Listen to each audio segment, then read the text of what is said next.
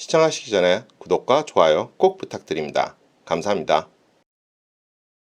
지난 2016년 SNS를 통해 소개된 사진 한 장이 지구를 뜨겁게 달군 적이 있습니다.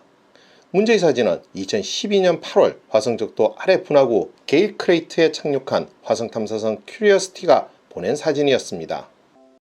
이 사진은 얼핏 보면 평범한 암석 같지만 자세히 살펴보면 그다란 눈과 함께 코와 입의 형상까지 하고 있어 마치 외계 생명체의 두개골로 보였기 때문입니다. 그러면 화성에는 실제 외계 생명체가 살고 있는 것일까요? 실제로 화성의 생명체 존재 가능성을 비롯해 물과 얼음이 존재한다는 발견 등이 이미 여러 번 발표된 적이 있습니다. 게다가 최근 화성에 생명체가 살았거나 또는 살고 있을 것이라는 보다 신빙성 있는 증거들이 포착되면서 기대감을 더해주고 있기도 합니다. 2019년 미국 오하이오대 곤충학자인 윌리엄 로머스 명예교수는 여러 화성 탐사 로브로부터 전송된 사진을 분석한 결과 화성 생명체의 증거를 확인했다고 밝히기도 했습니다. 그리고 그는 화성에는 생명체가 존재했었고 지금도 살아있다고 주장하고 이미지상으로는 화석화된 생물과 살아있는 생물 모두가 나타나 있다고 주장했습니다. 이와 같이 현재까지의 연구로 봤을 때 생명체가 있을 확률이 매우 높으며 설사 없다고 하더라도 인류가 정착해 충분히 식민지화할 수 있을 것이라는 추측들이 나오고 있습니다. 사실 태양계 행성 중 지구와 가장 닮은 행성은 금성이라고 합니다. 지름과 질량, 밀도가 지구와 거의 비슷한 데다 화학 조성도 지구와 흡사합니다. 하지만 금성 탐사는 화성 탐사에 비해 매우 어렵습니다. 무려 92기압에 이르는 밀도 높은 대기와 큰 중력 때문에 탐사선을 착륙시키는 자체가 쉽지 않습니다. 게다가 반사도가 높은 구름으로 덮여 있어 관측조차 어렵습니다. 또한 금성은 자전 주기가 243일로 매우 느리기 때문에 자기장이 없어 태양풍의 피해를 직접 받기도 합니다. 금성이 한때는 지구처럼 액체 상태의 물이 존재할 만큼 온화한 기후였다는 연구 결과도 있지만 현재 금성의 표면 온도는 470도에 육박하기 때문에 이런저런 이유로 금성에서 생명체가 존재하기는 쉽지 않을 것으로 보고 있습니다. 이와는 달리 화성은 생명체의 존재 가능성과 더불어 인류의 이주와 정착 가능성이 가장 높은 행성으로 꼽히고 있습니다. 화성은 붉은색을 띠는 행성으로 지구 크기의 절반 크기입니다. 화성은 단단한 지각을 가지고 있으며 화성의 토양도 건축 재료로 활용할 수 있을 것으로 기대하고 있습니다.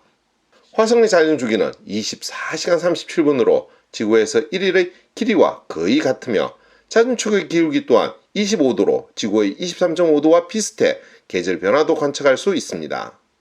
다른 행성들에 비해서 지구와 거리도 비교적 가깝기 때문에 수성선이나 우주 왕복선을 보내기도 유리합니다.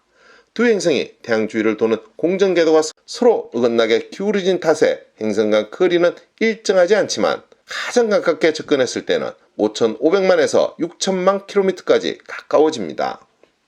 화성이 제2의 지구가 되기 위해 무엇보다도 중요한 것은 생명체의 생존에 꼭 필요한 물의 존재 가능성입니다. 2008년엔 피닉스5가 착륙해 화성에서 물을 발견하는 업적을 이뤄내기도 했습니다. 피닉스5는 화성의 땅을 5cm가량 판 결과 얼음 상태의 물을 발견했습니다. 이외에도 약 수백만 년 전까지는 물이 흐른 자국을 발견하기도 했습니다. 또한 과학자들은 2012년에서 2015년까지의 29번의 관측을 통해 화성 남극에 생명체가 살만한 지하호수가 있다는 사실을 알아내기도 했습니다. 여기에 대해 2010년 초 미국 콜로라도대 브라이언 하이네커 박사는 약 35억 년 전 화성은 화성 표면의 36%를 차지하는 바다가 존재하는 푸른 행성이었을 것이며 초기 생명체도 존재했을 것이라고 주장하기도 했습니다. 바다의 크기는 대서양만하고 물의 양은 지구 바다의 10분의 1 수준인 1억 2,400만 제곱킬로미터로 추정했습니다. 2019년 화성에 대한 또 다른 기사가 우리의 관심을 끌었습니다. 화성의 게일 충돌구 주변 지표를 누비고 있는 큐리오시티가 고농도의 메탄을 대기 중에서 발견했다는 소식이 알려졌기 때문입니다. 지구에서 메탄의 90%는 미생물의 유기물 분해에서 만들어지기 때문에 화성에도 이런 미생물이 존재할지도 모른다는 예측이 가능하기 때문입니다. 이에 학자들은 화성의 땅속에 액체 상태의 물과 미생물이 존재할 것이라고 추측하고 있습니다. 하지만 화성은 인류를 비롯한 생명체가 살기에는 매우 척박한 환경을 가지고 있는 것도 사실입니다. 화성의 표면 온도는 최저 마이너스 140도씨, 최고 20도씨로 지구에 비해 매우 낮은 편이며 중력은 지구의 3분의 1 정도로 이는 화성에서 지구보다 3배 높이 뛸 수 있다는 것입니다. 하지만 이와 같은 화성의 중력은 사람의 근육이나 뼈에는 좋지 않은 영향을 미치게 됩니다. 화성은 중력이 약하기 때문에 대기도 매우 희박합니다. 지표 부근의 대기압은 약 0.006기압으로 지구의 약 0.75%에 불과합니다. 화성의 대기는 이산화탄소가 약 95%, 질소가 약 3%, 아르곤이 약 1.6%이고 다른 미량의 산소와 수증기 등을 포함합니다. 이는 금성과 매우 비슷한 대기의 구성입니다. 하지만 금성에 비해 대기가 매우 희박하여 금성과 같이 높은 온도를 가질 수 없습니다. 화성도 자기장이 매우 미약해 태양풍의 영향을 받는 것도 생명체가 살기에는 좋지 않은 환경입니다. 사실 행성의 자전으로 인한 내부 물질의 운동으로 자기장이 발생된다는 다이나모 이론에 따르면 지구와 거의 비슷한 자전 속도를 가지는 화성은 당연히 자기장이 존재해야 하는 것이 맞다고 합니다. 하지만 지구의 800분의 1 정도밖에 안 되는 자기장을 가지고 있어 이는 매우 불가사의한 일로 학자들은 보고 있습니다. 일부 학자들은 이것이 오래전 소행성의 충돌 등의 충격에 의해 사라졌으며 그로 인해 태양풍의 피해를 받아 대기와 수분이 거의 사라져 지금과 같은 모습이 됐다고 주장하기도 합니다. 이는 최근 화성에서의 물 발견과 물이 흘렀던 흔적, 생명체 존재의 여러 근거들이 포착됨으로써 신빙성을 얻어가고 있기도 합니다. 이런 불리한 환경을 근거로 일부 학자들은 화성을 제2의 지구로 만들기 위한 프로젝트의 성공 가능성에 대해 부정적이기도 합니다. 산소와 영양분 문제는 식물의 광합성을 모방하는 기술 개발로 해결할 수도 있을 것으로 보이지만 화성의 온도를 높이기 위한 온실 효과를 만드는 것은 쉽지 않을 것으로 보고 있습니다.